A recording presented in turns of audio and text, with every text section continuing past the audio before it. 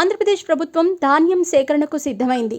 ఈ నెల మొదటి వారంలో ధాన్యం అమ్మకాలు చేపట్టనున్నారు. రాష్ట్ర ప్రభుత్వం 2024-25 ఖరీఫ్ సీజన్లో ధాన్యం కొనుగోళ్లకు సంబంధించి మార్గదర్శకాలు విడుదల చేసింది.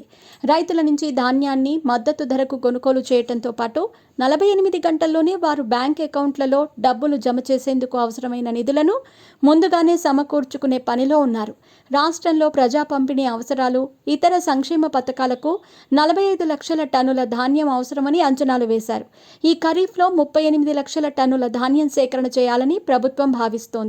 రైతు సేవా కేంద్రాలు, ధాన్యం కొనుగోలు కేంద్రాల ద్వారా కేంద్రం నిబంధనలకు లోబడి వికేంద్రీకరణ విధానంలో ధాన్యాన్ని సేకరిస్తారు. ఇటీవల వ్యవసాయ శాఖ ఆధ్వర్యంలో నమోదు చేసిన ఈ పంట ఈకేవైసీ డేటా ఆధారంగా ధాన్యం కొనుగోళ్లు జరుగుతాయి. అలాగే రాష్ట్ర పౌర సరఫరాల సంస్థ, ఏపీ మార్క్ఫెడ్లు నోడల్ ఏజెన్సీలుగా వ్యవహరించనున్నాయి. జిల్లాల్లో కలెక్టర్లు, జాయింట్ కలెక్టర్లు ధాన్యం కొనుగోళ్లు, కస్టమ్ మిల్లింగ్ కార్యకలాపాలను పర్యవేక్షించాలని ప్రభుత్వం దిశానిర్దేశం చేసింది.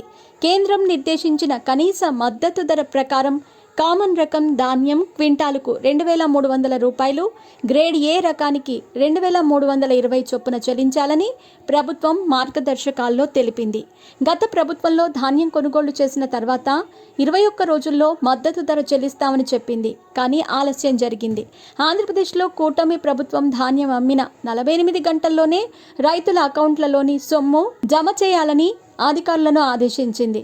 అంతేకాదు, గోనె సంచుల విషయంలో రైతులు ఇబ్బంది పడ్డారు. దీంతో ప్రస్తుత కూటమి ప్రభుత్వం ర్యాండమైజేషన్ విధానం నుంచి మినహాయింపునిచ్చే అంశాన్ని పరిశీలిస్తున్నట్టు తెలుస్తోంది.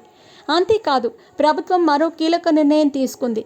రైతు సేవా కేంద్రాలు, ధాన్యం కొనుగోలు కేంద్రాలు, మిల్లుల దగ్గర ఒకే రకమైన మాయిశ్చరైజర్ మీటర్లను వినియోగించేలా చర్యలు తీసుకుంటోంది.